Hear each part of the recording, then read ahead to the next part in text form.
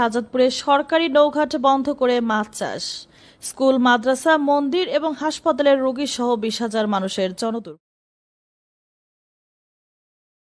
সিরাজগঞ্জের শাহজাদপুর উপজেলার পোতাজিয়া ইউনিয়নের পোতাজিয়া গ্রামে উপজেলা হাসপাতাল সংলগ্ন নদীপথ ও সরকারি নৌঘাট বন্ধ করে মাছ চাষ করছেন বলে অভিযোগ উঠেছে পোতাজিয়া গ্রামের মৃত নজরুল ইসলাম ভুলু ও বাংলাদেশ আওয়ামী লীগের আন্তর্জাতিক বিষয়ক সম্পাদক ও আওয়ামী যুবলীগের প্রেসিডিয়াম সদস্য সাজ্জাদ হায়দার লিটনের চাচাতো ভাই মোহাম্মদ রেজাউল করিমের বিরুদ্ধে।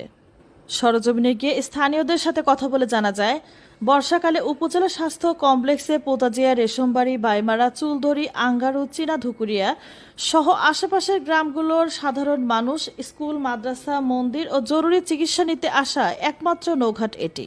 উক্ত নদীপথ ও সরকারি নৌঘাট সম্পূর্ণভাবে নিষিদ্ধ। কারেন্ট জাল ও বাঁশের খুঁটি দিয়ে যাতায়াতের পথ বন্ধ করা হয় এবং সরকারি পুকুর দখল করে অবৈধভাবে মাছ চাষ করছেন বলে অভিযোগ উঠেছে।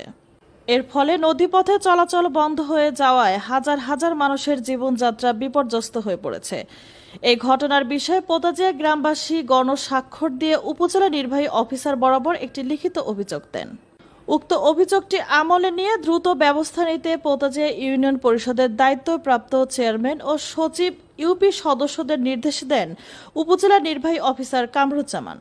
13 জুলাই রবিবার সকালে ইউনিয়ন পরিষদের দায়িত্বপ্রাপ্ত চেয়ারম্যান মোহাম্মদ মকবুল হোসেন, উপজেলা স্বাস্থ্য কমপ্লেক্সের প্রধান কর্মকর্তা ডাক্তার শারমিন আলম ও ইউপি সদস্যরা বন্ধ হওয়া নৌঘাটে অবস্থান নেন।